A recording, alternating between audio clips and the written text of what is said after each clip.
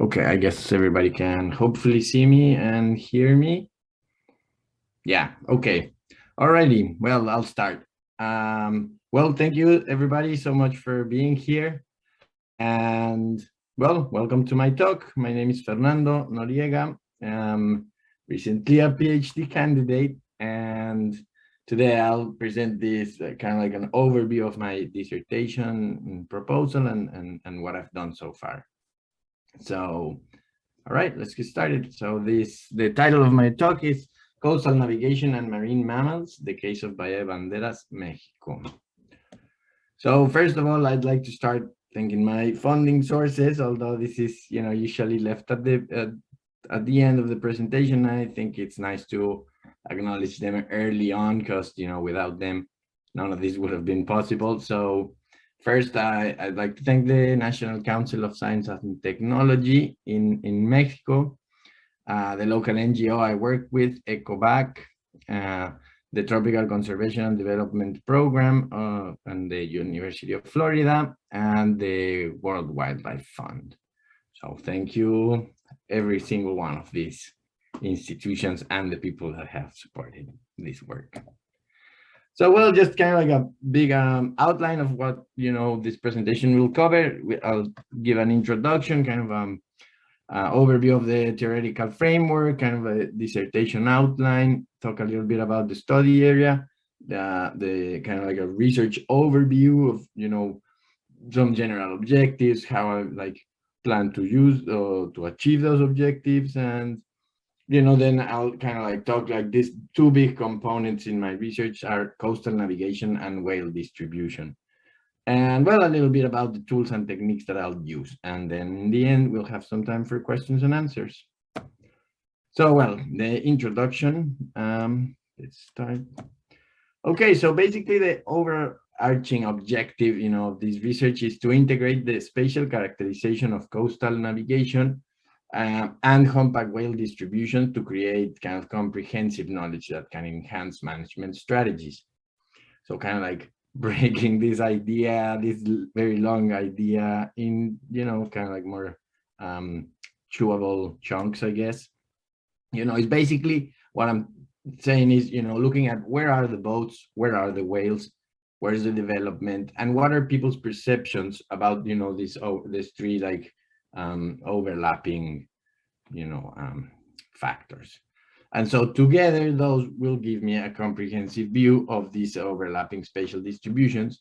And that analysis would represent kind of an opportunity to identify strategies to improve management. So, well, jumping kind of like the theoretical framework is basically, this is the big model, it's adapted from Collins. And so what I basically want to show here is how I have these two big components, like I talked about the coastal navigation and whale distribution. Well, that's kind of represented in, this social model and this biophysical model, right? And they interact through these events of pressure, which are kind of like long-term, long-term stressors on the environment, and then pulses, which are kind of like more short-term. So I put some emphasis, or a lot of the emphasis of this presentation and this research is on those pressure pressure events, in the form of the development of coastal infrastructure and this increase in anthropogenic use, also represented by vessel presence. So, then those kind of like make the social and biophysical model interact, and kind of like feeds back, the biophysical model feeds back through ecosystem services. And so, well, I won't go into too much detail about like the stuff going on inside. I think it's good like this for now. So, well, basically, the dissertation outline, I'm going to try to talk about these core chapters, which are the coastal navigation characterization, the humpback whale characterization, and the overlapping analysis and co-occurrence mapping. So basically this, kind of unpacking a little these chapters or components of the research, basically the coastal navigation is, it's kind of like the development of a methodology to monitor vessel distribution in the water, right? And that is also paired with this kind of like sociological perception survey and analysis of, what I was saying, like, what do people think about this? So then we have a whale spatial characterization, which basically is identifying critical habitats, relative to vulnerable groups, and kind of like the overall distribution and the overall species use of this area through the use of species distribution models. So I'll talk a little bit more in detail about that, but for now it's good. And then the last chapter is basically, or the last core chapter is basically overlapping and co-occurrence analysis. So basically identifying high and low risk areas of co-occurrence, which represent like areas of risk of collision, because that's a problem that has been increasing, like in kind of like in whale breeding areas all over the world, and I should say also feeding areas. So, and then the other part of this analysis, which I think is very, very interesting, is using or looking at anthropogenic pressure, the vessel distribution, as and looking at the relative importance as an environmental covariate that can affect a given area, kind of like suitability of a given area to host the focal species. So, well, this is just kind of like my data, which I won't go into detail, but basically, I have data on whale distribution, data on vessel distribution, data on like vessel distribution, but through the survey responses that the vessel captains like, kind of like talk about their perspectives and their attitudes. Then we also have some like urban areas represented, and I can link to those two distributions. And well, eventually I will have this co-occurrence probability map. So, well, talking a little bit about the study area. My study area is Bahia de Banderas, which is located in the Pacific coast of Mexico. And well, basically it's one of the top 3 tourist destinations in the nation. And I should say Mexico, tourism is the 3rd largest industry. It brings around like 9% of the national GDP. So this is like really, really important, right? Like being one of the top 3 tourism destinations is really important. And well, the bay itself is divided into 3 municipalities, 2 of them in the south. In the south end, you can see like this line here it's kind of like the border between 2 states, which is in the south is the Jalisco state, where tequila comes from. And in the north, there's the Nayarit state. So, this is important to mention because kind of like in terms of development, these 2 states have had like very different development strategies, really. We'll see that in a moment. And well, this is also kind of like from the side of the whales, or the perspective of the whales, this is one of the most important humpback whale breeding sites in the North Pacific.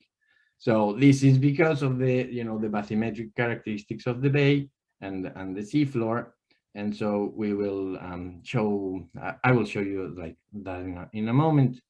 And so this is highly important in determining the breeding whale distribution. So now I'm going to try to show you this. Hopefully it will work. If not, I have a backup plan. It's sketchy like that. But then here we can see like a species distribution, a digital elevation model of the study area. So you can see the mountains. Then that black line is the coast. So you can see we kind of came out from this valley, and you can see this, what I was talking about, like the bay having like very particular bathymetric characteristics. So if you can see, like we have this big canyon in the south end. And basically this whole area of light gray is the area that is characterized by this 200-meter isobath. And so that is important because in kind of like in research, in cetacean breeding areas, that 200-meter isobath is what determines what is like considered coastal environments. So basically this area, and a little bit of this area is highly important for the, the breeding cycle of humpback whales. I had this as a backup in case that didn't work. And so basically, this is kind of like from the water perspective. And then also, the bay hosts like very different communities, like these points in the image are all points or departure points, either piers, public piers, larger marinas and things like that. And so basically from large coastal cities to rural communities, coastal navigation plays an important economic role across the bay. So I'm going to change this. So there is a growing demand for water-based tourism activities, at the same time that some of these communities continue to operate, like in other kind of like more extractive and artisanal, I should say, economic activities. So in this map right now, you can see those same departure points, but then you can see in red, they're associated urban areas or adjacent to urban areas. So as you can see, like we have like some big cities, and then kind of like in the north, there's some, I would say like medium-sized communities. And in the south, we have some really small communities. So this is interesting because one of the things that I'm kind of like interested in looking at is if, the size of the urban area that is adjacent to a particular area has kind of like some correlation with the amount of navigation in there. And so, well, this also I wanted to mention because if you remember, I told you that this is divided into 2 states, and now in blue we can see the protected, the natural protected areas in across the bay. And so you can see that kind of like this southern state of Jalisco is kind of like almost like capped out on the space that they can occupy with their urban area. So, this is interesting because development is being pushed very strongly by the northern state of Nayarit into this whole area, right? That, as we saw, is kind of like adjacent to the more important area for the whales. So, well, there's already some, citizen movements opposing those developments because they're kind of like creeping into the NPA and stuff. But, well, I just kind of like wanted to characterize this, or mention it because while this is not the direct focus of my research, to like quantify land cover change, it is relevant to contextualize it. And you can see here like this, this is kind of like this very big, oh, sorry.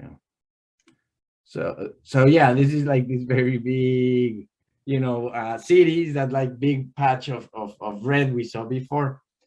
So, well, this is also like the Bahia de Banderas is a municipality with the second fastest population growth at the national level. So we can expect to see more of this growth, right? And as I was saying, one of my main theses is that the presence of urban areas increase marine traffic in adjacent coastal habitats. So just another kind of like way to look at it, by this time lapse over the last like 20 years is, 30 years, is, this is kind of like the area of Puerto Vallarta, which is one of the bigger cities. And you can see in the center there how like, development has really been going on. And then this is the kind of like the neighboring area, but that belongs to the state of Nayarit. So you can see this was really like underdeveloped, 30 years ago, but now it's like really increasing fast, right? So, well, we kind of like, I wanted to mention that because I think it's important to look at like the kind of like this development and infrastructure development, how is that impacting and how can we relate that to what's happening in the ocean? And so, well, coastal navigation, let's talk a little bit about this. So the kind of like, the urban development that I was talking about also has brought the construction and expansion of this port infrastructure, which now can harbor more and larger vessels. And that is basically increasing the coastal navigation in the north end of the bay. And so there is, a priority to evaluate and analyze the vessel distribution in this area. Now, something really interesting is that, there are like a lot of studies in this kind of like in this subject of analyzing, vessel distribution relative to cetacean distribution. However, most of it is done with automatic identification systems, which are kind of like on the larger vessels. So, sustenance fishing, like I said, in this area continues to be an important economic activity. And well, this fleet, which is basically the kind of boats that you're seeing, in this little video, this fleet is mainly composed of small fiberglass vessels that do not carry any onboard systems to report their spatial location. And so this is also important because in Mexico, small vessels, which are less than 28 feet, account for over 90% of registered fleet in Mexico. So, it's very important to kind of like, look at how can we evaluate the distribution of these smaller vessels. And so how can we map this distribution without leaving the small vessel fleet out? And the answer is kind of like looking at space images. And so using high resolution satellite imagery, I'm kind of like developing this process, which basically we select and acquire the images, don't do some manual identification and digitalization of the vessels, and well, repeat over a bunch of days, and then merge all the results in this data set that then can allow us to analyze. And so here we have an example of kind of like what one mosaic of satellite images looks like. And then here in the bottom image, you have those kind of like already digitized. So right now I'm using the images from two satellites or two platforms that are basically, from one is 3 meter per pixel, excuse me, and then the other one is 5 meter per pixel. So, this is pretty good because then, as I said, like most of these vessels are around 28 feet. So that makes sense, or 12 meters. So well, this is really interesting, I think, because it's also this data is available for other breeding areas, or breeding sites. And well, so far I've identified over 2,200 vessels over what represents 21 sampling days. And well, just some of the data retained, like date, time, cloud cover, direction of the vessel. And well, I think this represents an accurate measure of the vessel distribution, especially for areas like this, that is not relying on this automatic identification system that can be kind of like skewed or biased towards the larger vessels, which also are, distributed only in those larger ports. And so, yeah, basically this has allowed me to identify areas of high traffic in two ways, which are, based on previous research, which refers to the upper two deciles, and this has been done for right whale breeding areas in Australia, and basically using a tool from the software ArcGIS Pro. And well, that is kind of like only the first step, because then these I can compare with urban areas and departure points and say, well, how are these affecting the distribution of vessels? But really, what I think is most interesting is using this data, those points that are generated, translating those and using them as a proxy of anthropogenic pressure in a species distribution model. So to kind of like evaluate the influence of of human activities on the suitability of certain habitats. So, well, this is just that I thought it was interesting to show, and it's kind of like these preliminary results.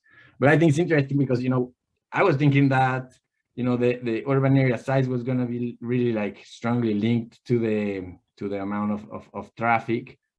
But as you can see, we got like a lot of traffic in the southern area, which are tiny communities.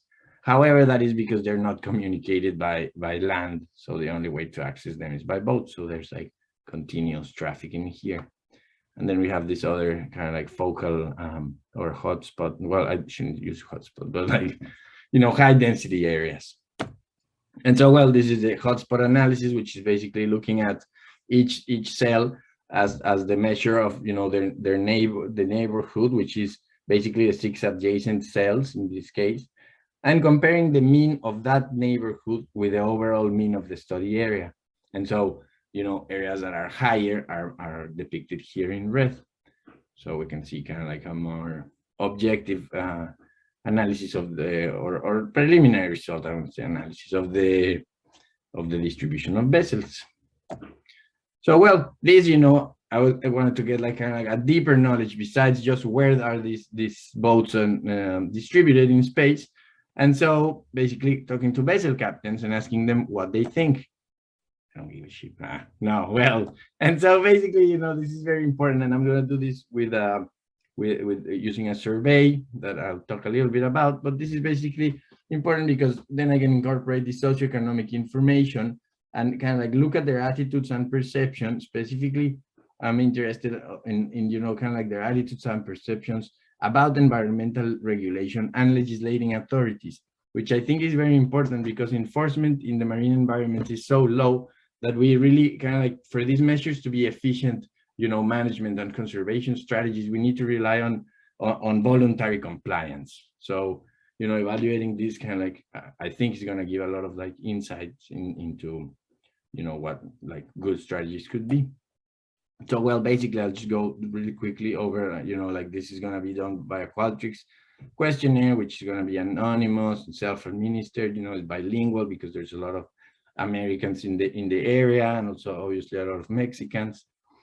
And well, basically it's questions grounded in sociology theory and relating those to points of origin, vessel sizes, captain's demographics, common activities, and things like that. Just, I don't expect you guys to like read this. This is just kind of like an example of kind of like the variety of questions that we're going to use. There's some that are Likert scales, 5-point Likert scales, and some that are a little bit more kind of like interactive, right? Like this icons one, and then we have another one that is kind of like a map one. So just kind of like make it a little bit more fun for the respondent. So then looking at humpback whale, which is the other big pillar, well, we already talked about this kind of like bathymetric characteristics of the bay. And so if we look at this, or the data that I'm going to be using as input for my species distribution model, so far I have 531 whale sightings, which you can see in the image in the north. They do favor kind of like the shallower area, right, over the deep canyon. And well, that represents 4 sampling years or 4 reproductive seasons, plus one more that's coming up.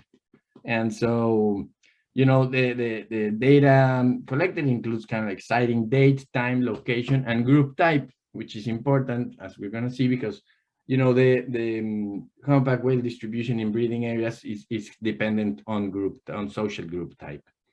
So linking those 531 sightings with 21 environmental predictor variables, which are essentially all physical variables derived from the bathymetry. Essentially, we have some others like distance to coast, and this one that is anthropogenic pressure and or vessel density, I could even say. So using all of that, I'm going to develop this species distribution model using the R package SSDM or stack species distribution model, which allows me to also not, there's this kind of like debate, in species distribution modeling of which is the best algorithm. And really like stacked or this package allows you to develop an ensemble of models. So rather than choosing one, you can choose a bunch of algorithms to model it, and then kind of like just look at their congruence, right, or their agreement between them. So it's kind of like introducing another measure of the performance of the model. So I think that's really good. Plus, also I can include the one that is like most used in cetacean distribution. So that is good. So well, this is interesting and a fun little treat, I think. So well, as I was saying, social organization and reproductive status determine the different habitat used for these animals. And basically, females with calves show a strong preference for shallow and sheltered waters close to the coastline. So these are also the animals that are a little bit more kind of like more vulnerable.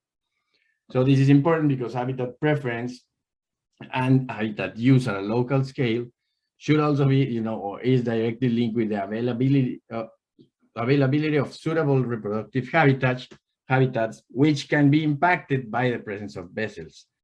So, this is very important because we want to protect those. So this is just also another preliminary analysis, and I'm sorry, these are kind of like, super crowded and stuff, but well, I kind of run out of time. But what I want to show here is that we have, this hotspot map that I already showed you on the left that shows like the vessel distribution. And then we have kind of like this hotspot analysis for the whales. So we can kind of see, already like without, having to like go into like the analysis yet, we are seeing that, this kind of like, there's these areas that the whales are not using that, seem to be pretty kind of like, pretty heavy on vessels. And if you look at or remember the map, that bathymetric map of the bay, we can tell that, these are areas that environmentally they could be used, but the whales are not using them. So I think that's going to be very interesting, like once I start analyzing them more formally. So, well, this just to kind of like, start wrapping up. This is important because vessel collision is, like I said, a big concern in cetacean conservation. And the other thing is the suboptimal habitat. So these are two photos of the study area that we took last year, and you can see that the whales here have like some evidence of propeller scarring. And so, well, these are kind of old and already, I don't know, okay, well, they're already healed. And so, yeah, these are a little bit more fresh. And so this is important, because like we have seen increasing reports on the like northern route, the migratory route, that a lot more injured calves and mothers are showing up. A lot of them show up dead on the beach, and some others make it. But these increasing reports of collisions are a reality. So we kind of like want to identify areas that could potentially be high risk. And so, well, the other path is this, which is also another cool little video. The other path that is not vessel collision is basically whales leaving the optimal breeding grounds prematurely, and kind of like becoming increasing the risk of predation. So this, you can see on the right there, there's an orca whale, which is a natural predator. And so basically the anecdotal reports of orca whales in the area are increasing also. So this kind of like all points towards, yeah, well, the whales are moving away from these optimal breeding grounds, right? So that's going to be very interesting, as I said before, with the kind of like further and more formal analysis of the data. So, well, just to wrap up, the next steps is going to be mapping this encounter probability and identifying areas of high collision risk, then evaluate vessel presence as an environmental covariate, which has important implications because human pressures have been shown to affect the geographic range sizes of terrestrial mammals. And so I kind of like, I'm expecting that this can also be the case for marine mammals. Also, the whole like research will allow me to like delimit, or us really in the field, to like delimit areas of high use that we then can use to inform marine spatial planning and conservation.